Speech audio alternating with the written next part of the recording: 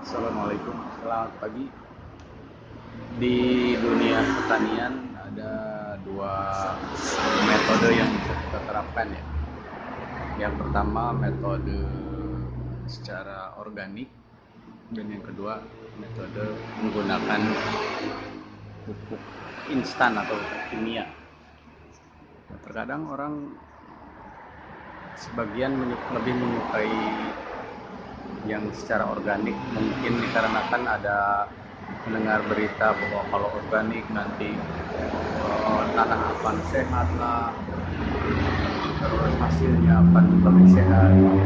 Sebetulnya menggunakan pupuk kimia juga bukan berarti nggak sehat ya.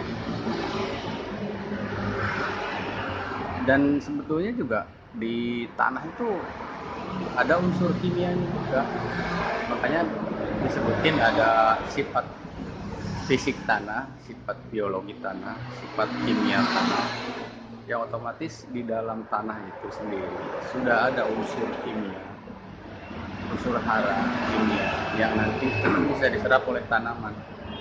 Jadi nggak perlu takut dengan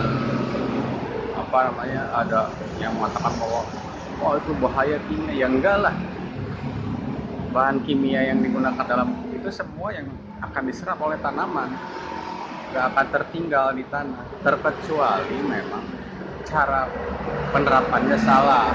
Misalkan pemupukan yang tidak tepat, pada akhirnya pupuk tersebut tidak bisa diserap oleh tanaman. Seperti misalkan jadi gini, tanaman itu akan menyerap pupuk zat kimia yang ada di pupuk itu kalau bahan tersebut sudah berupa ion. Kalau berbentuk ion, tanaman tidak akan menyerap. Jadi otomatis apabila kita memberikan pupuk kimia yang sifatnya sudah menjadi ion, maka pasti akan diserap oleh tanaman dan tidak akan meninggalkan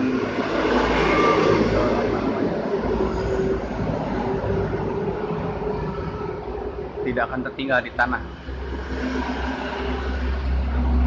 Jadi kita nggak perlu takut kalau menggunakan pupuk kimia, tapi pada akhirnya sih kembali kepada masing-masing ya, mau menggunakan kimia ataupun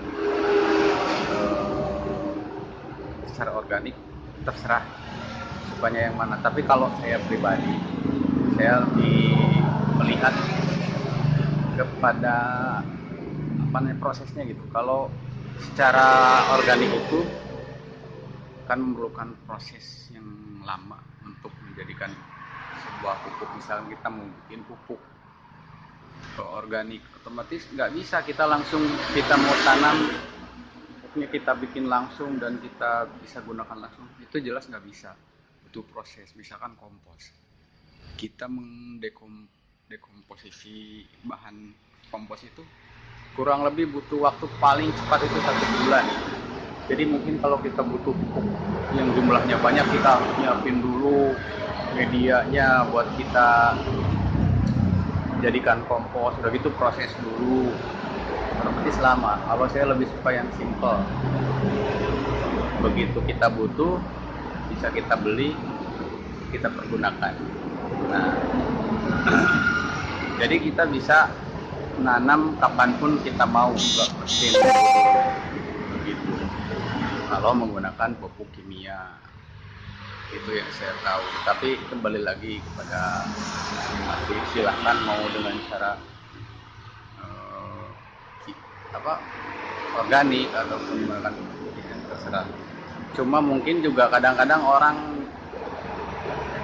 yang mau bikin kompos juga kalau tidak paham bagaimana caranya juga mereka bingung, petani itu ya, mau bikin kompos tapi nggak tahu ini bahannya harus apa aja, prosesnya seperti apa.